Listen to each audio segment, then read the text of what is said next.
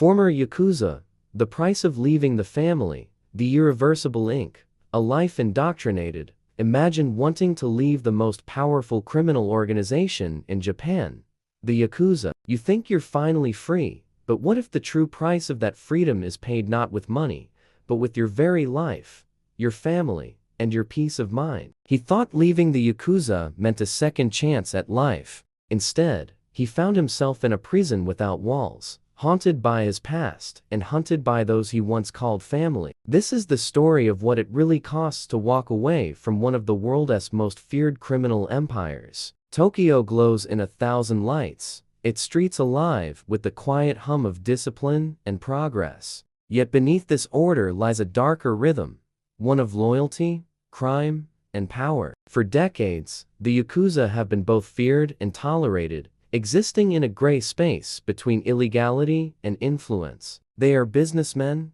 enforcers, and brothers bound by an ancient code. But what happens when one of them decides he's had enough? For many, the path into the Yakuza begins not with violence, but with desperation. Broken homes, poverty, or a search for belonging lead young men into the shadowed arms of organized crime. The allure is seductive: respect, brotherhood, and protection in a society that often isolates those who don't fit in. Beneath the surface, however, lies a system built on unbreakable oaths and a culture of absolute obedience. Initiation into the Yakuza is more than a ritual, it's a surrender. The candidate kneels before his Oyabun, the boss, and takes an oath sealed in sake and blood. A mistake can cost a finger. Betrayal, a life. Tattoos, once hidden from public view, mark the body as property of the family, which is a permanent declaration that cannot be undone. The ink becomes both armor and curse. At first, the rewards feel real: power, fear, money, access to women, status, and control in a world that otherwise offers little. To an outsider, leaving might seem simple,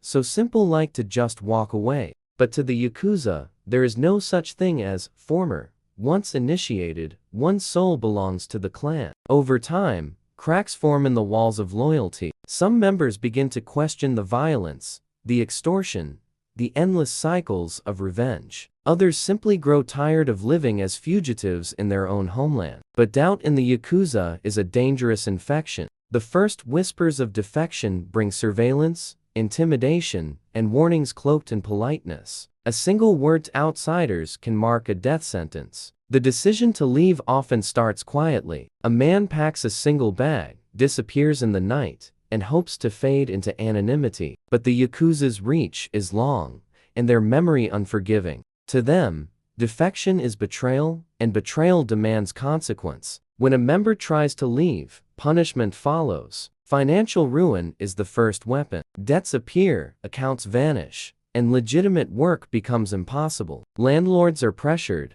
employers are warned, and families are threatened. Some defectors are hunted, others simply vanish, their names scrubbed from history. The message is clear: leaving the family is not an act of freedom, but of war. The psychological toll is immense. Many ex-members live in constant paranoia, never staying in one place for long. Their tattoos, which was once symbols of power, now mark them as outcasts, rejected by the very society they long to rejoin. The Japanese government enforces anti-organized crime laws that, while effective at dismantling syndicates, also isolate those who attempt to reform. Employers refuse to hire anyone with a Yakuza record. Banks reject their accounts. Even renting an apartment becomes a near impossibility. Those who manage to survive begin the long process of rebuilding their lives. Some seek refuge in temples, working under false names, avoiding attention. Others join rehabilitation programs funded by nonprofits that help them erase their criminal pasts. Yet the scars remain. Years of violence and mistrust leave deep emotional damage.